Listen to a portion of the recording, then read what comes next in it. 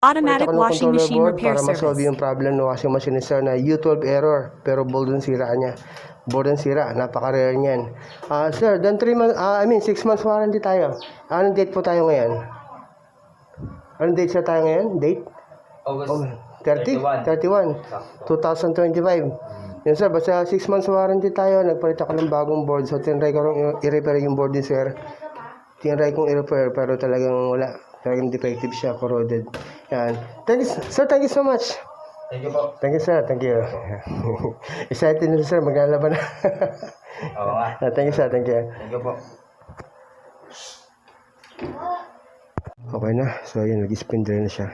Wala na yung U12 error. So, nagpalit ako ng controller board. So, ito yung sirang board. So, talagang corroded siya. Yan.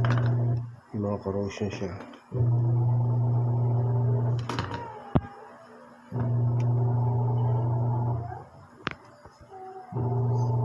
Corroded siya dahil na babasa siya ng ulan.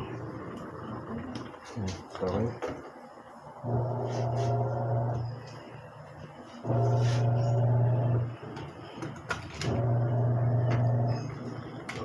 Yan sir, so palit natin ng board sir, 6 months warranty tayo niya. 6 months warranty.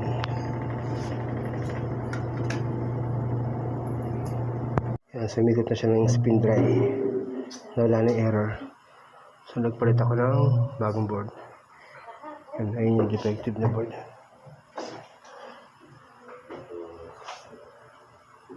Yan, so okay. U12 error pero board ang aking pinalitan. So hindi siya madaling problem. Kasi tinry ko na i-bypass yung kanyang draw switch, ganun pa rin. U12 error, board problem. Ito yung sirang board.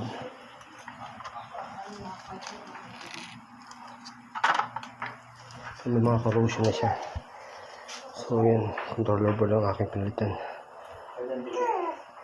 Ginagawa ko na Panasonic tablet automatic washing machine. So nag-error siya ng U12 pero board ang sira niya. So ito yung sirang board. So itong sirang board kasi corroded. Yan, may mga corrosion siya. Yan, so ibinypass ko yung kanyang draw switch. Ganun pa rin.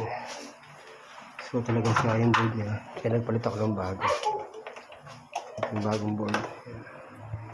Yan, makinis na siya. Wala siyang corrosion. Ngayon okay na. Saksakan nito. Wala na siya ng U12. Wala na.